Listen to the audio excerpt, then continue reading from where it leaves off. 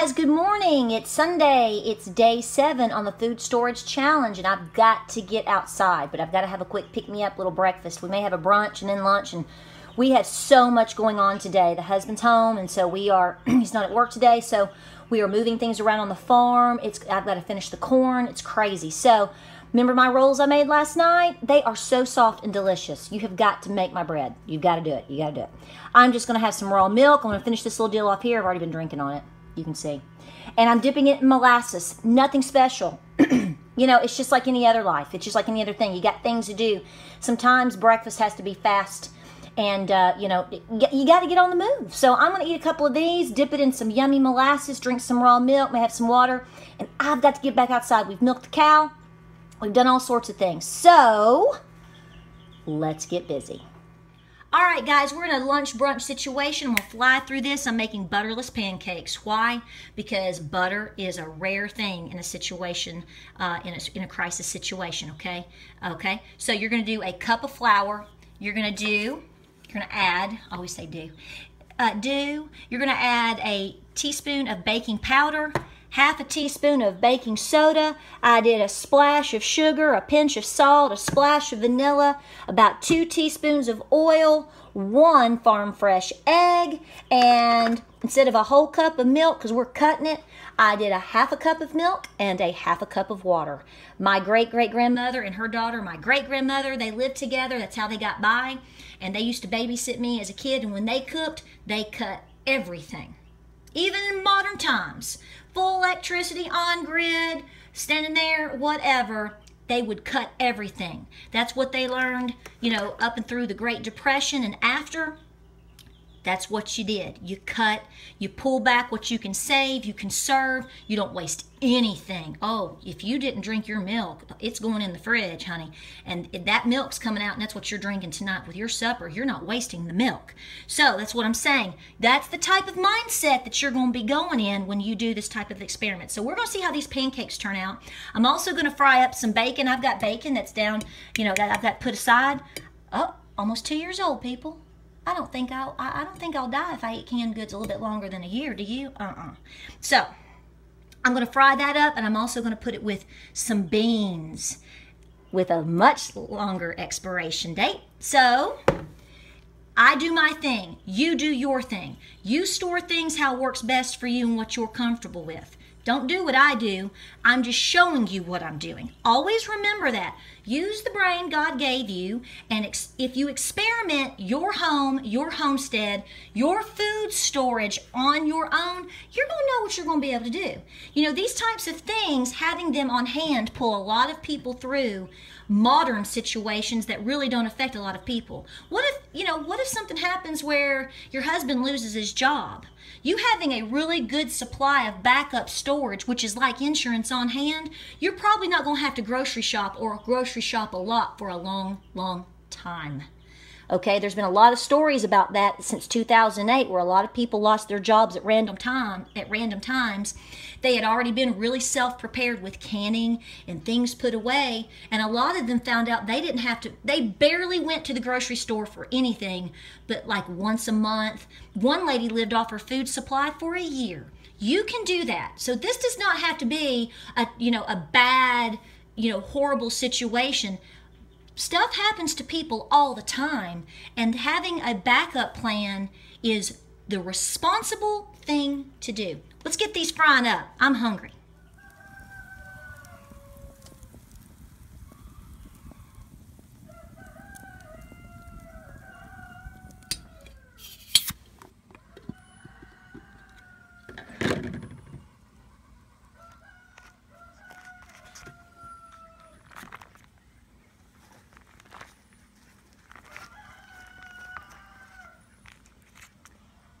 Canned bacon.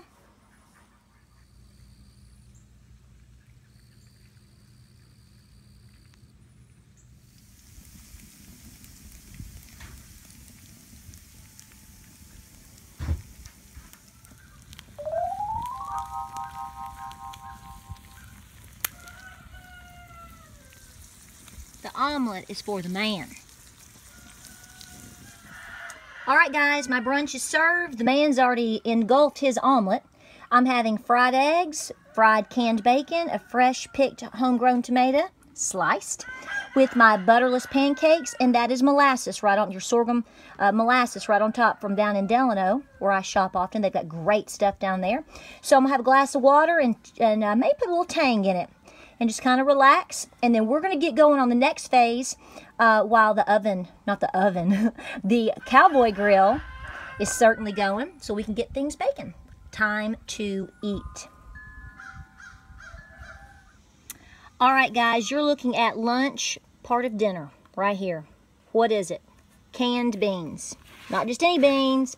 They are Bush's baked beans. If you're from Knoxville, Tennessee, you know all about Bush beans, now don't you? Look here, guys. I bought this back in 2012. We're not new at this, are we? And the expiration on it is 2014. Well, we're going to open it up, and we're going to cook it, and we're going to eat it, and we're going to live. I'm going to show you, okay? So what I'm going to do is I'm going to open this up, and I'm going to come over and put it in this Dutch oven over here that I've got on this fire. And I'm going to let it cook, and as the fire continues to die down, okay, I'm just going to let it sit. It's in the heat. It's going to continue to cook. Now, we'll rotate it, and we'll check it, and we'll have to move it off because we don't want them to scald and burn. But this is going to carry me over for a couple of hours with no problem, okay? I'm also going to add in what? Remember my canned bacon we just gobbled up? Well, we purposely left some. We're going to put it in here. Oh, yeah, we are. And I'm going to add a splash of that sorghum molasses from Delano down there in wonderful Polk County, Tennessee. Add a splash of that, and you're looking at lunch, possibly dinner. It's probably going to be more like dinner for me. I can tell you right now, when you're cooking like this in a crisis situation of any type, you're probably only going to be cooking twice for multiple reasons. Because if you're in a crisis situation, whether it's in the summer or whether it's in the dead of winter, you're going to be working. I will go ahead and tell you right now, because people are asking, in the past 6 days, I've already lost 2.5 pounds. I'm eating bacon, I've got oils, I've got eggs, I'm eating breads and flour. I haven't changed anything else. I even had a day off, people. Had a day off. Because I had to go visit my uncle in the hospital on Friday. And I admit, I ate Chick-fil-A. So, what I'm saying is you are working.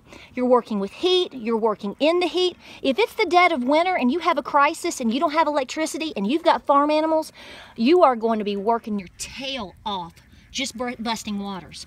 So, I'm just saying, this is what we're going to be doing. I'm not sure if I'll add cornbread or not. I've got leftover pancakes over here. Leftover pancakes, that may be my dessert for later, right? Because we've got to move the animals today. We've got a lot going on. So let's open up the baked beans. Let's get them in the Lodge cast iron and let's get them going. All right, guys, I'm going to tell you, it just fits right into the Dutch oven. I had to take the Dutch oven off, even though it's been warming up just a little bit. Boy, they get hot fast. Poured the beans in, put the bacon in, and I even just put in the molasses. If you want to add salt, pepper, and different things, whatever floats your boat, people. Just showing you different alternatives. All right, so we're going to put the lid on. We're going to let this slow cook. And we're going to check it every few minutes and stir it and just let it go. We're going to try to get it to hold us over to the evening. We'll see. We'll just see, right? All right, let's get baking those beans.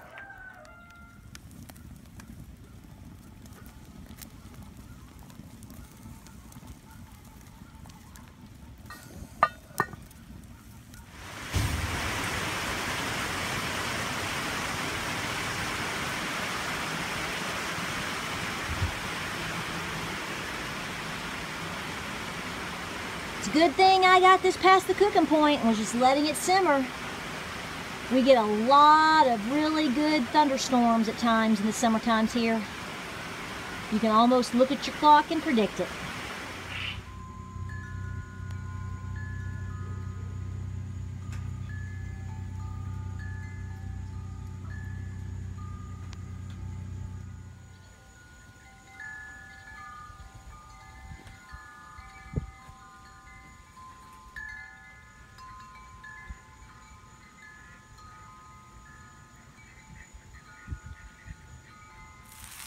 All right, guys, the beans are more than ready. In fact, I've already had a little bit, and they are mighty fine. We are frying up some hamburger patties.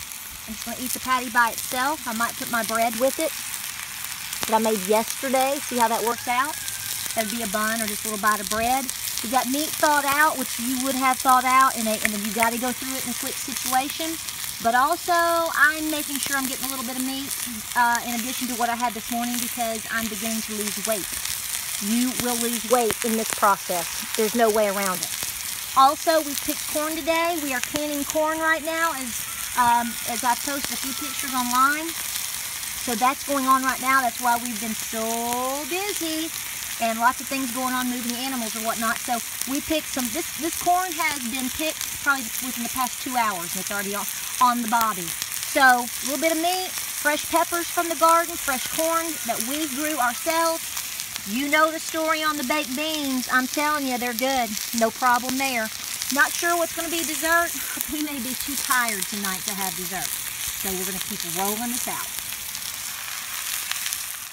All right, guys, we are ready for dinner. So this is what we did. I simply got some steer meat out that we have thawed, made some quick, simple patties with some spices. We cut some peppers up. We had them going. You have a homegrown sliced tomato. Woo! Good stuff. All that corn that we picked today, all we did was grill it. Very simple. You're also looking at those baked beans. I'm telling you, they're good.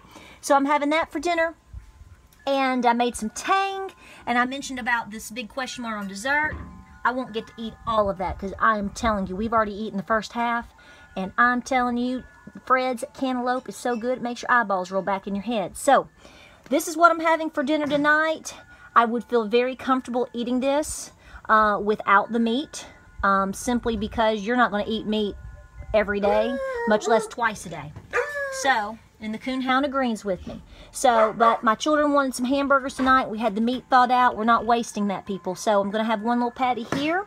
Appreciate y'all coming along for the ride today on day 7. Can you believe it? Time certainly flies, and we are having lots of fun, and we're learning, and we thank you for coming along on the journey. If you like the video, like and subscribe. Check us out on Facebook, Instagram, and Pinterest.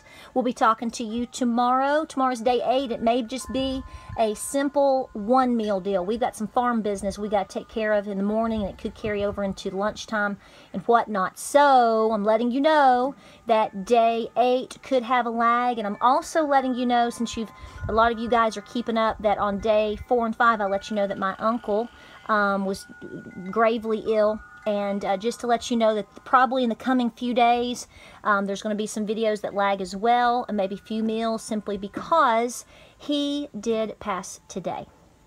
So thank you for your prayers and all your wonderful comments. It definitely matters. Have a great night, and we will talk to you soon.